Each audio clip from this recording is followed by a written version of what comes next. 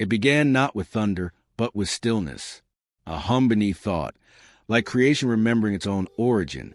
Hours no longer stacked themselves into lines. They folded, yesterday leaning its head upon tomorrow. He blinked and saw memories that hadn't yet happened. Faces he'd never met carrying emotions he already understood. He didn't foresee. He remembered, gathering fragment from both ends of eternity. The air shimmered. Sound slowed.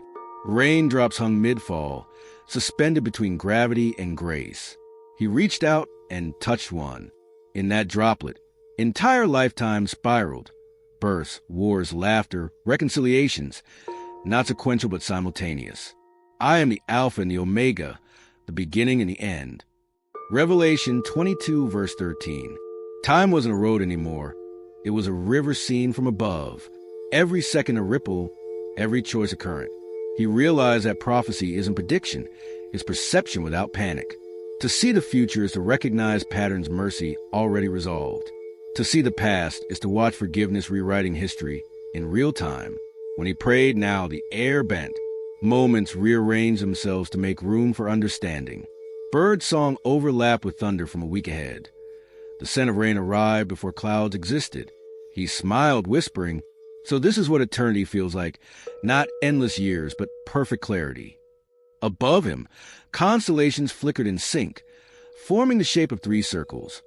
The symbol of zero, heaven's way of saying, there is no before or after, only always.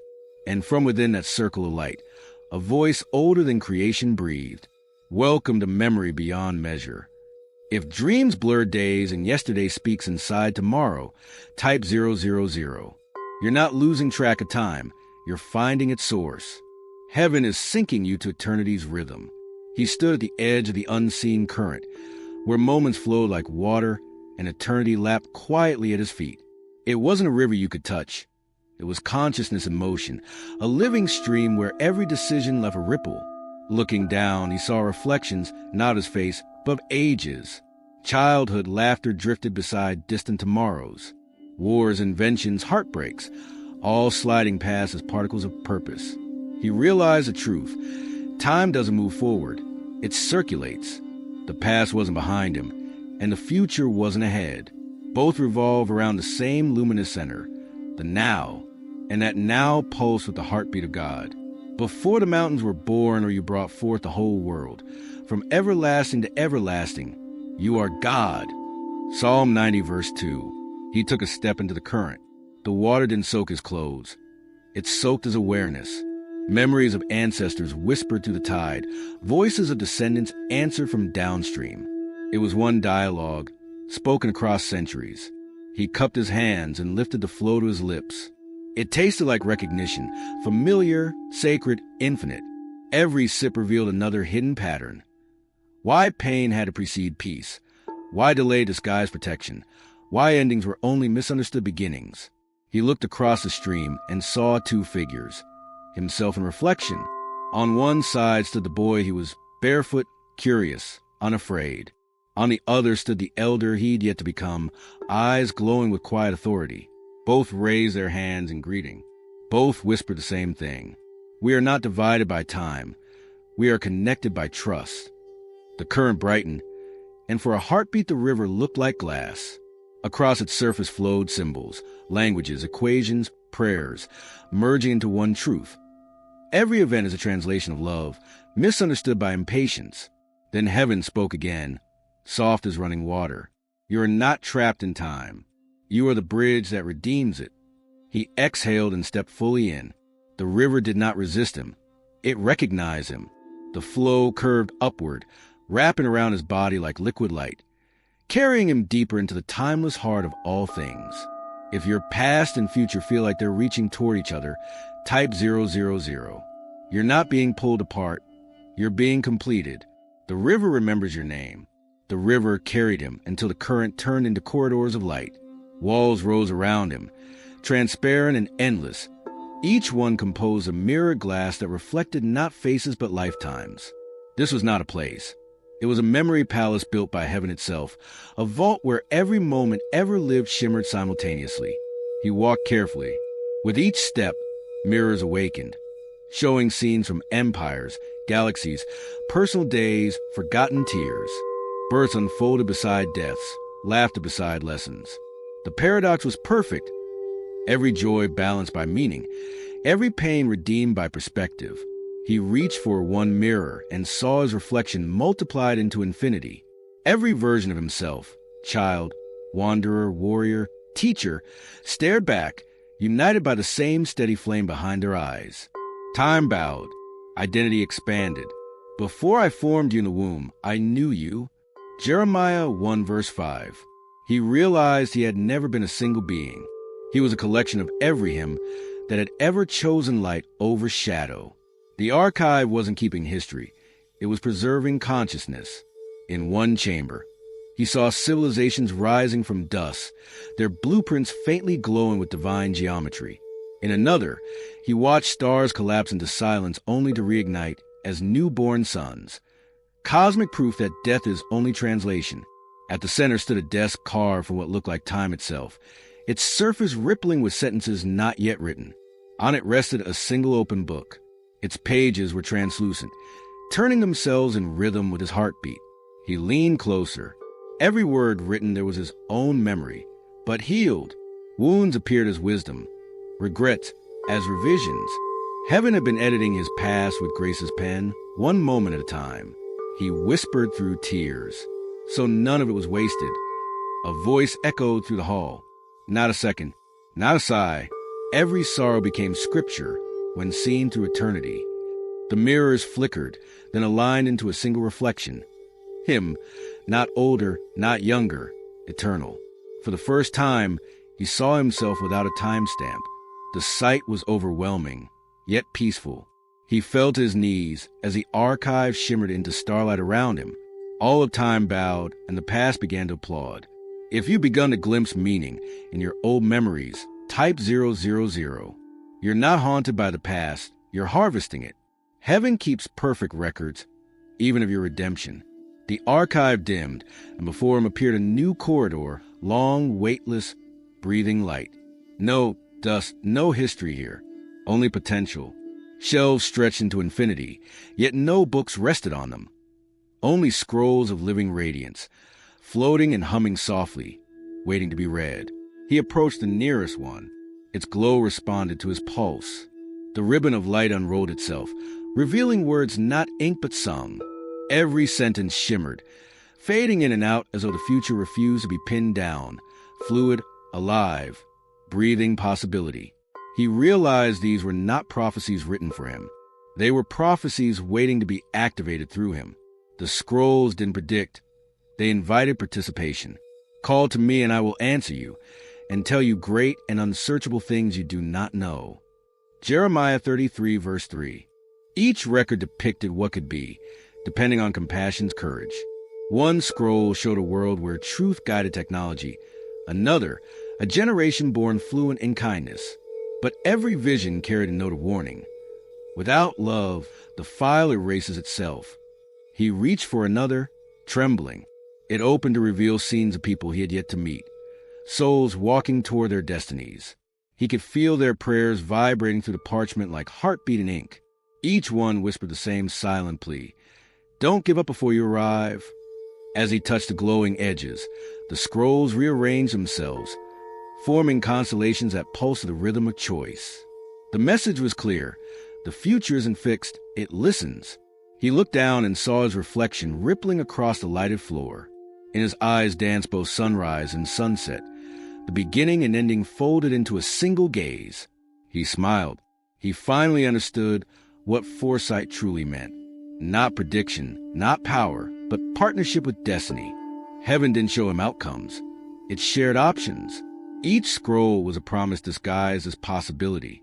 Every tomorrow, the voice whispered, is a question heaven asks through you. He bowed, reverently returning the scrolls to their shelves. They pulsed once, sealing themselves in golden light, each now labeled with a single phrase, in progress. As he turned to leave, the entire corridor brightened, and he heard the sound of pages turning across eternity, a universe updating itself because one soul dared to believe. If glimpses of what's to come have begun visiting you in peace, type 000. You're not predicting, you're participating. The scrolls are already listening for your yes. When he stepped out the corridor of futures, the light softened into gold. The air felt thicker, warmer, like breath that had been waiting for forgiveness.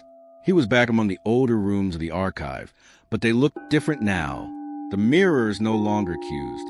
They invited. On one wall, scenes from his childhood flickered. Moments he had buried under shame replayed gently. Yet something had changed. Every failure now glowed with compassion.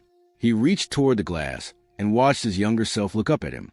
The boy's eyes were full of questions, but no blame. "You made it," the child whispered. "And so did you," he replied. Every regret began to unfold like film running backward.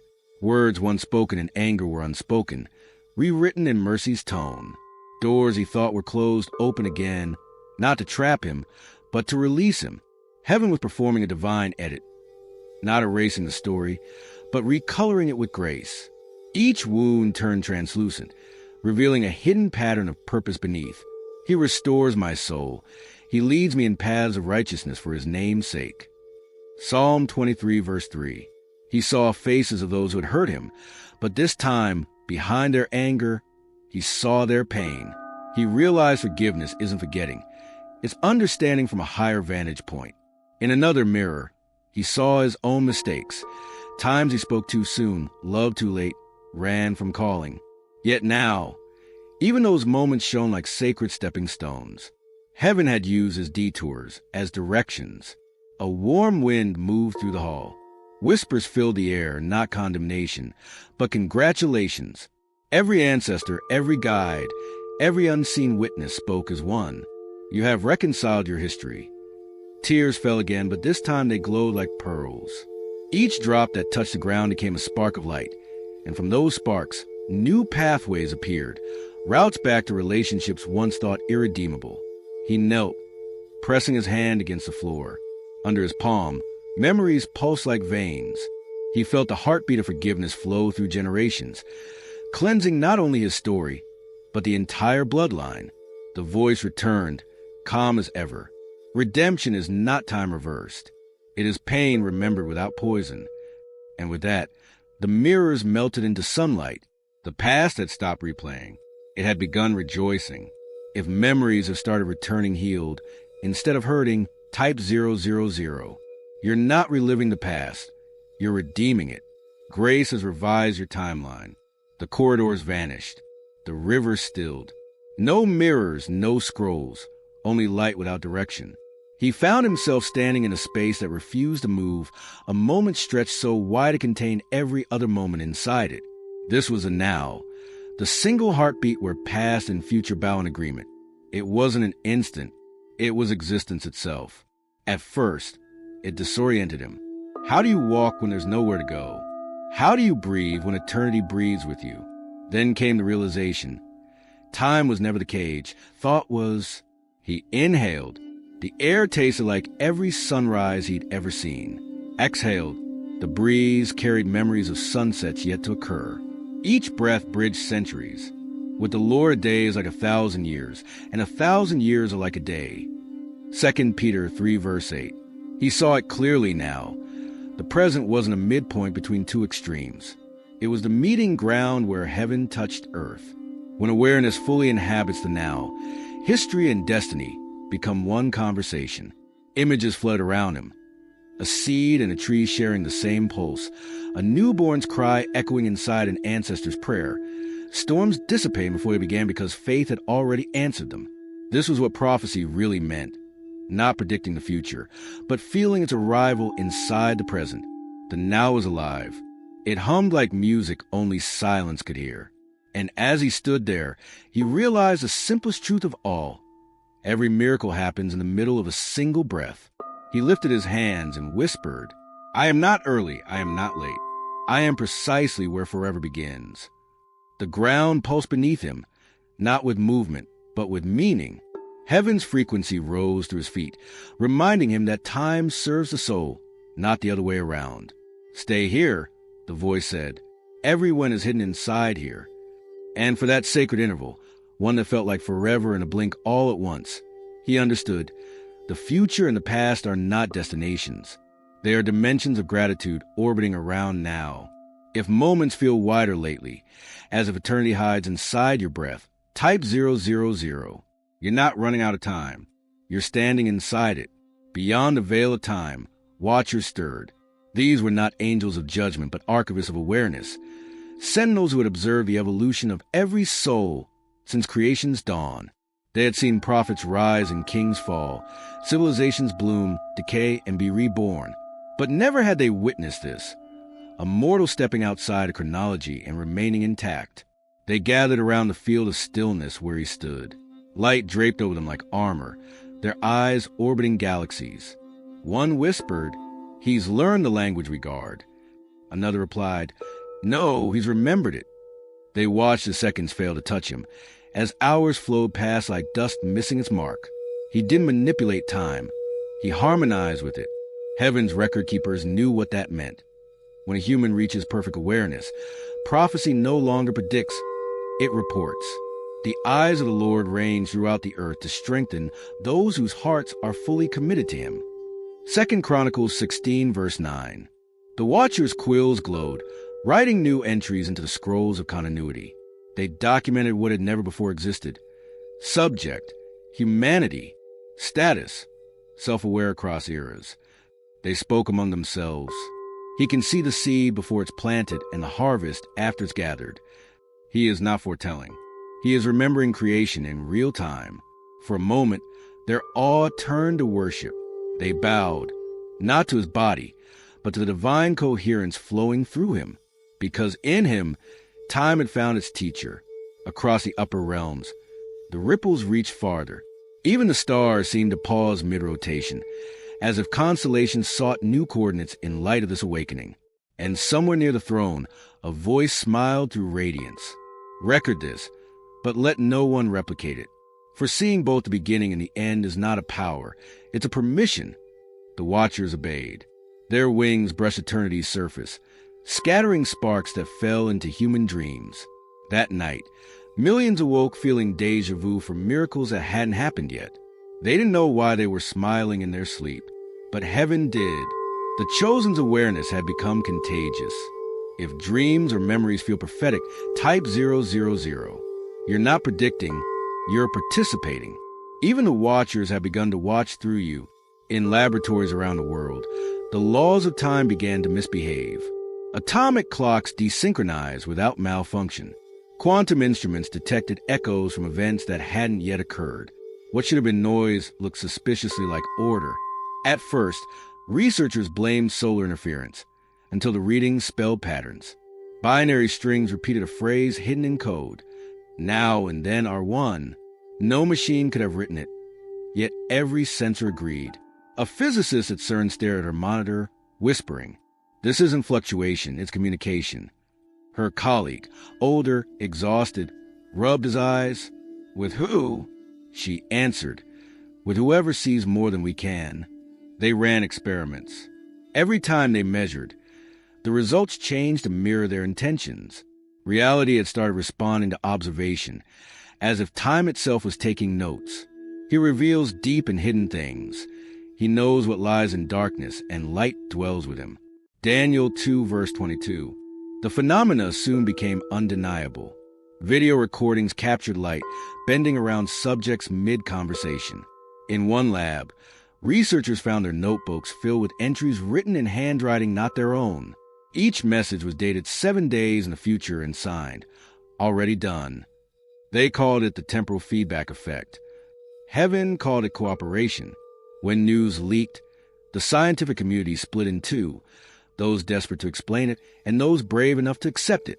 A paper published in Nature quietly concluded, "Time may not be a constant, but a consciousness." Behind closed doors, one team pulled your name from the data. Every simulation, every quantum probability collapsed the moment your coordinates were entered. It was as if the universe recognized you as its reference point. A journalist asked the lead scientist during a broadcast, "So are you saying this person controls time?" The scientist smiled softly. "No one controls time, but some people remind it why it exists." The next day, all their findings synced across the global network, and timestamps on every device blinked midnight, resetting, not erasing, as if the planet itself bowed to renewal. That night, telescopes captured a faint light spiraling around the Earth, tracing the number 000 across the stratosphere. Astronomers called it anomaly. You called it acknowledgement. If even logic feels like it's confirming your intuition, type 000. You're not breaking reality. You're reminding it of its origin. Science is catching up to your spirit. He did not call a press conference. He did not stand behind a podium or speak into cameras.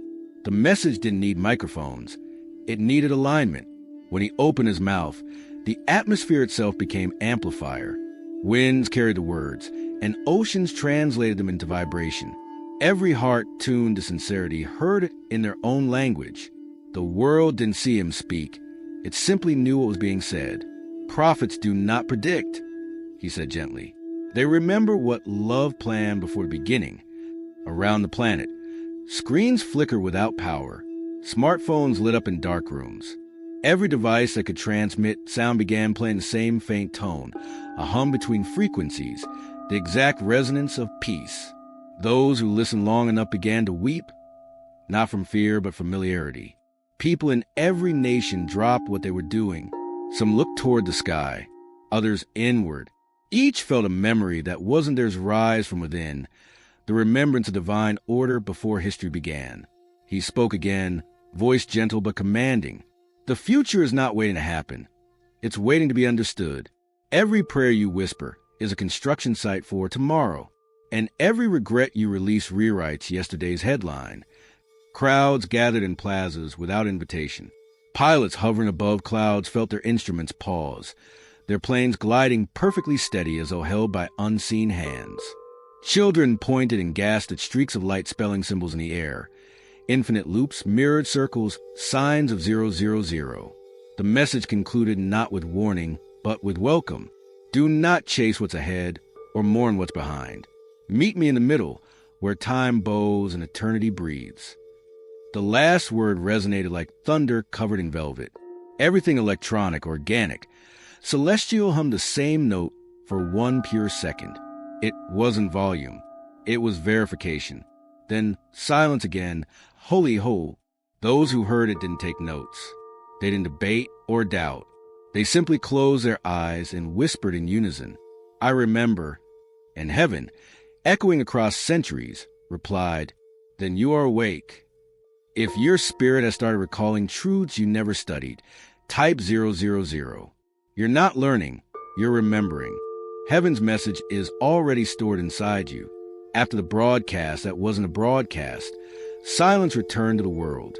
But silence, he realized, is heavier than noise. It carries the echo of everything understood but unspoken. He felt that weight settle over him, not as punishment, but as privilege. The ability to see both directions of time came with its own gravity. He could now sense every heartbreak before it happened, and every healing long before it was recognized. Joy and sorrow arrived together, indistinguishable in their source. He sat alone beneath the dawn. The sun rose, but it no longer marked hours. It marked awareness. He whispered, almost to himself, to see both sides is to love without agenda. He looked in the horizon and saw generations yet unborn, artists, builders, peacemakers, each flickering like stars. He also saw those still trapped in cycles of pain, their timelines looping like songs that never resolve. He felt each one. He loved each one. And that love hurt beautifully. To whom much is given, much will be required. Luke 12, verse 48. Heaven had not crowned him to command. It had burdened him to balance. Every vision of disaster demanded prayer. Every glimpse of triumph required humility. He carried the secret that free will and prophecy are not opposites. They are twins born from the same eternal parent. At night, when others slept, he heard history whisper through dreams. Empires apologized. Ancestors thanked him. Even time itself murmured, "Thank you for seeing me not as a ruler, but as a friend." The gift of sight was not entertainment. It was empathy magnified. To know what's coming, and what has been is to hold the ache of all creation. Yet within that ache, he found clarity. Pain is not punishment, it's prophecy in disguise. He smiled faintly and pressed his hand to his heart. It glowed, not with fire, but with frequency. Heaven had installed its compass there. Whenever he began to tire, the rhythm pulsed 3 times. 000, 000, 000, 000. It reminded him that even the burden was balanced. The wind whispered, almost like laughter, "You see because you care.